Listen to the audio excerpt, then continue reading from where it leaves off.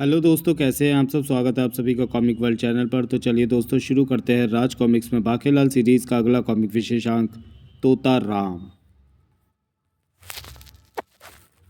संजय गुप्ता पेश करते हैं हास्य सम्राट बाकेलाल का हास्य कॉमिक तोता राम।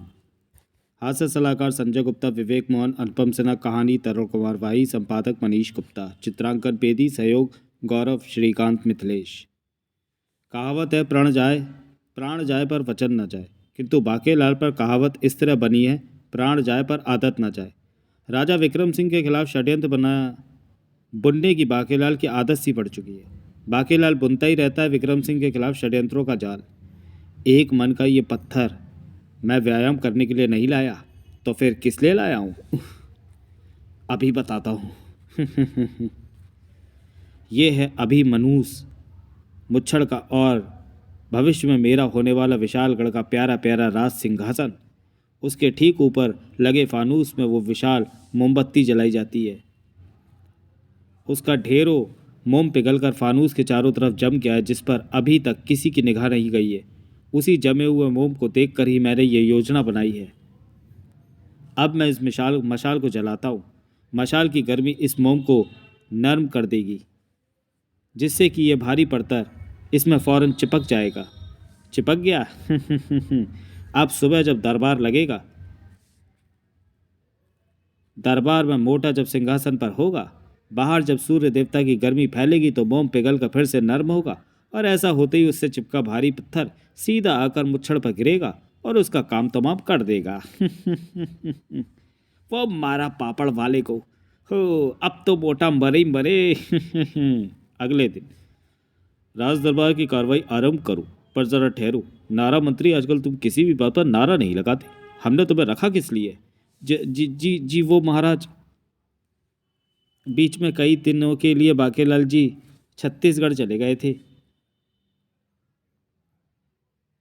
इससे आपका मन किसी भी कार्य में नहीं लग रहा था, इसलिए मैंने भी नारा लगाना उचित नहीं समझा, परंतु अब लगा देता हूँ। बोलो विशालगढ़ की जय।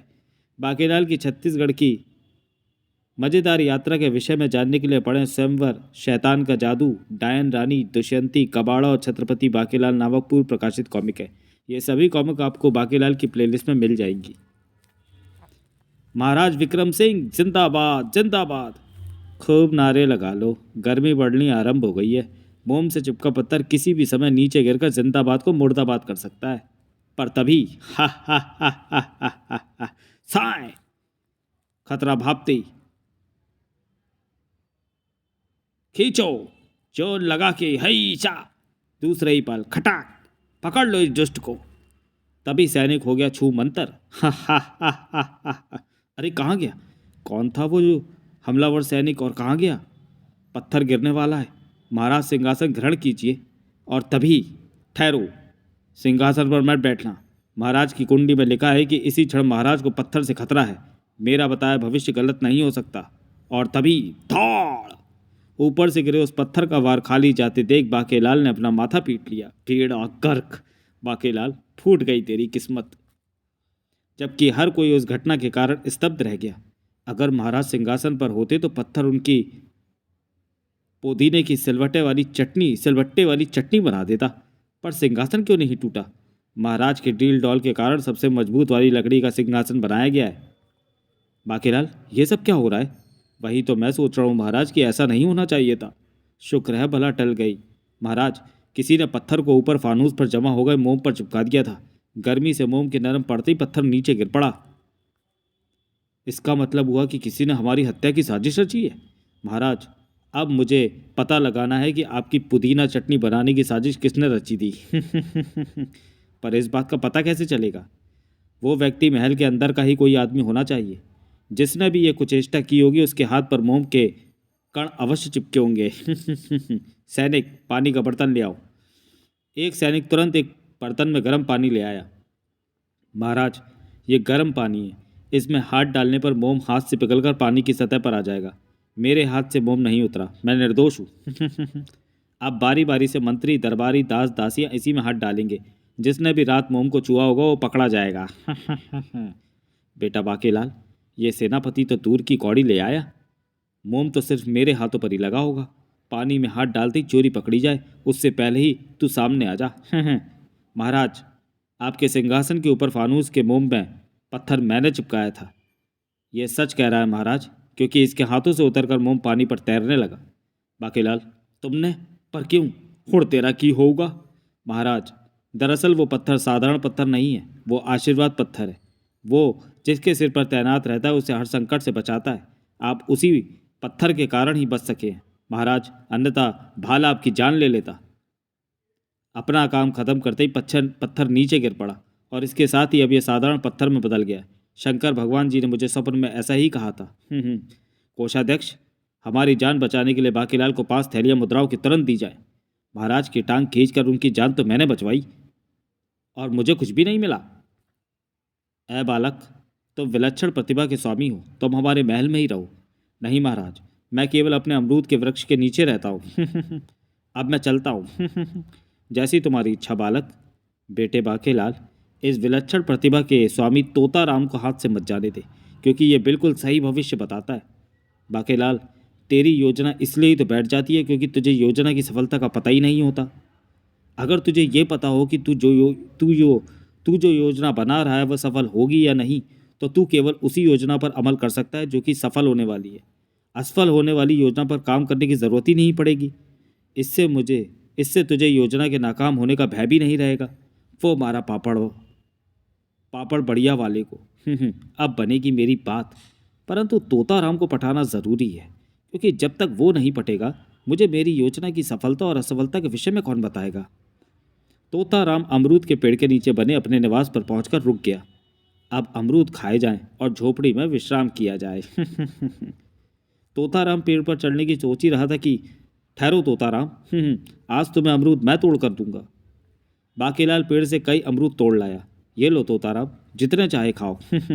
वाह। अमरूद खाने के बाद मैं तुम्हें तुम्हारी मनपसंद की एक चीज़ और भी खाने को दूंगा।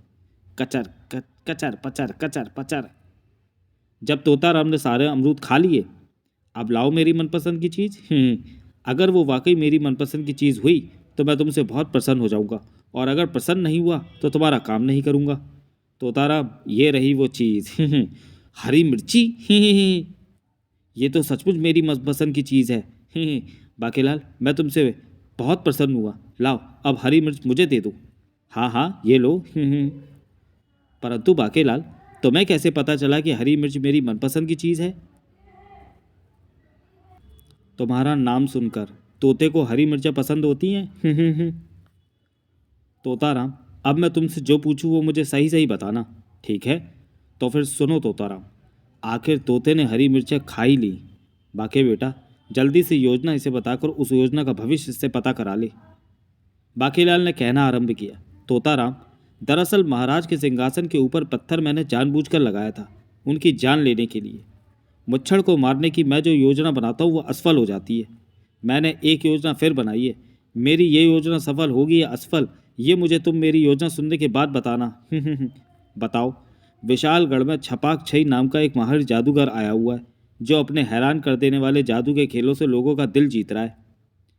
वो अपने जादू के खेलों से किसी को कुछ भी बना देता है। गिली गिली छू, बन जा बकरी, वाह वाह वाह, फिर उन्हें ठीक भी कर देता है। तोताराम, मैंने सोचा है कि इस जादूगर को महल में बुलाकर मैं राजा को जानवर बनवा दूंगा, और फिर जब ठीक करने की बारी आएगी तो कुछ ऐसा चक्कर चलाऊंगा कि जादूगर उसे ठीक नहीं कर पाएगा। इस प्रकार मुच्छर सिंह जानवर ही बना रह जाएगा, और एक जानवर तो राज सिंहासन पर बैठ नहीं सकता। इस प्रकार मेरा राजा बनना तय हो जाएगा। अब तुम मुझे बताओ कि मेरी ये योजना सफल होगी या नहीं। तुम्हारी ये वाली योजना जरूर सफल होगी। राजा विक्रम सिंह जानवर बन जाएगा। वो मारा। उफ, ये वाली मिर्ची तो बहुत तेज निकली।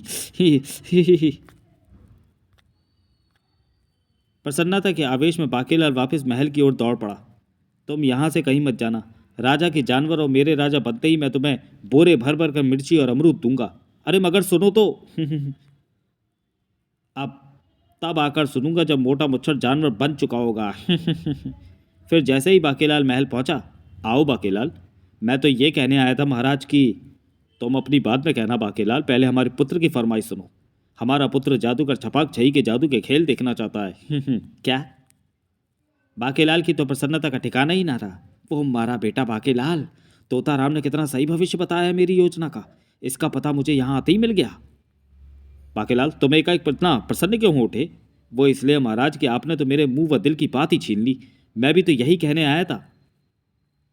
भाई भाई हम नहीं है भाई, हम भी देखेंगे जादूगर छपाक छई का खेल।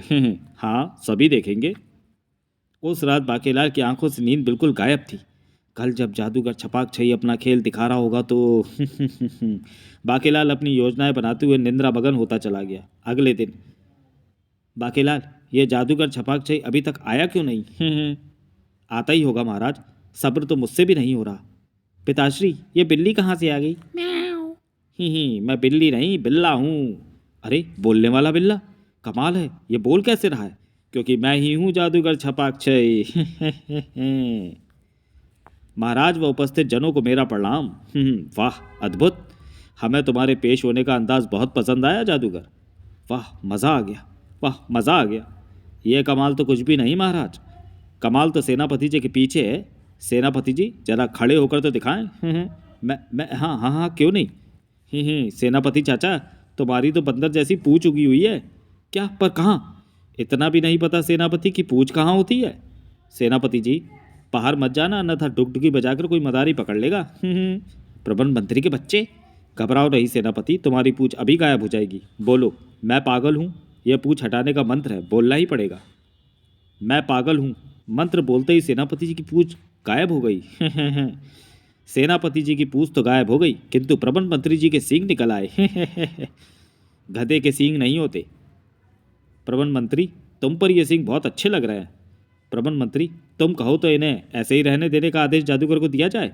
नहीं बाकेलाल जी, आप तो मुझे पहचान लेंगे, पर मेरे घर वाले कैसे पहचानेंगे? तो फिर प्रबंध मंत्री, तुम बोलो मैं घटिया इंसान हूँ, ये सींग हटाने का मंत्र है। मैं बहुत घटिया इंसान हूँ। प्रबंध मंत्री, जादूगर ने बहुत शब्द बोलने को नहीं कहा था।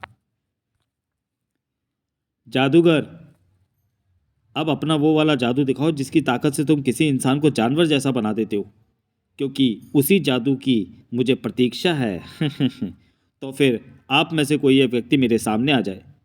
वो व्यक्ति महाराज होंगे जादूगर, मुझे कोई ऐतराज नहीं, और मुझे भी। बाकीलाल, लो जादूगर, मैं आ गया, खेल शुरू करो। उइया उइया पुइया पुइया टोइया टोइया। जादूगर के मंत्र पढ़ने की देर थी कि राजा विक्रम सिंह का रूप देखते देखते परिवर्तित होने लगा। दूसरे ही पल, अरे महाराज, वानर बन गए। किंतु मैंने तो इन्हें वानर बनाया था।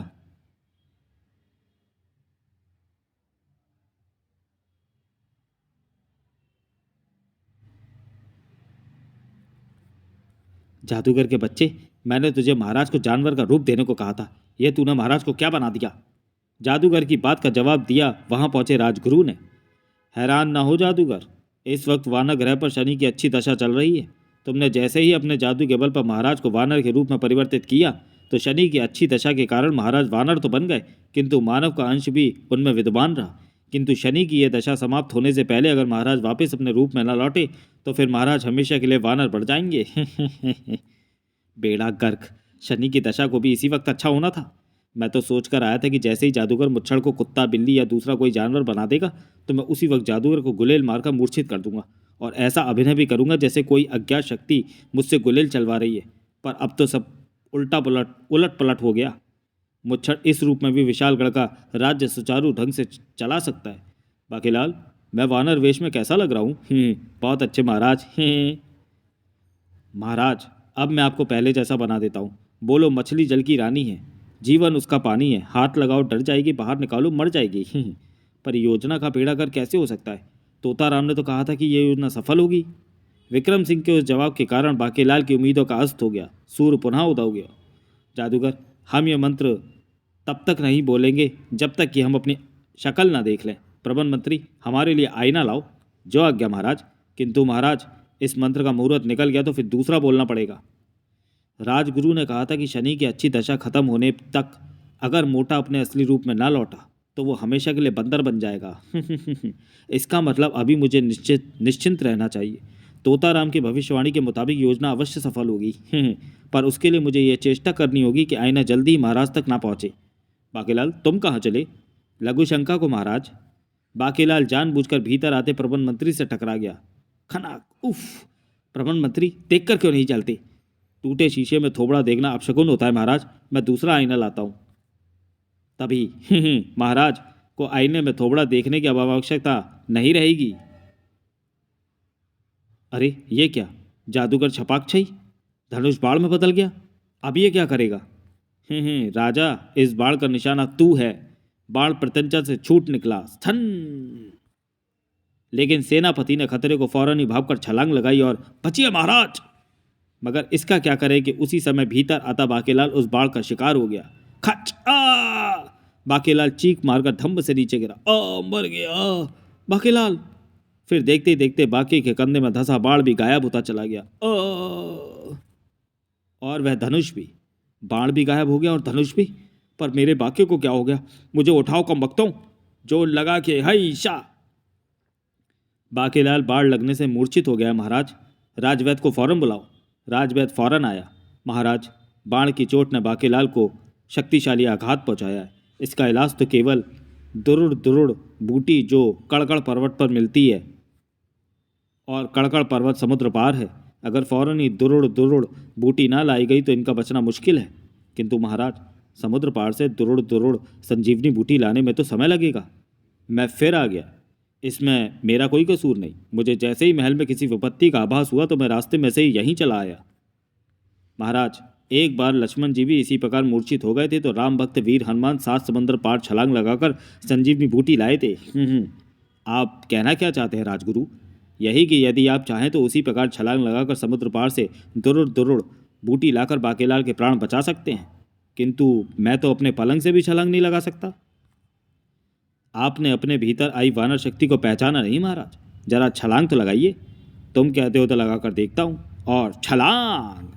देखा महाराज, आप चाहें तो पूरा समुद्र एक ही छलांग में लांघ सकते हैं। शायद भाग्य ने इसलिए ही आपको ये रूप प्रदान किया है। फिर जल्दी ही हम बाकीलाल को भी यहीं ले आए, ताकि जैसे ही आप लौटे बाकीलाल को दुरुड़ दुरुड़ बूटी से फौरन ठीक किया जा सके। तो चलिए दोस्तों, वीडियो को यहीं समाप्त करते हैं और मिलते हैं तोता राम के दूसरे और अंतिम भाग में अगले वीडियो में। तब तक के लिए धन्यवाद।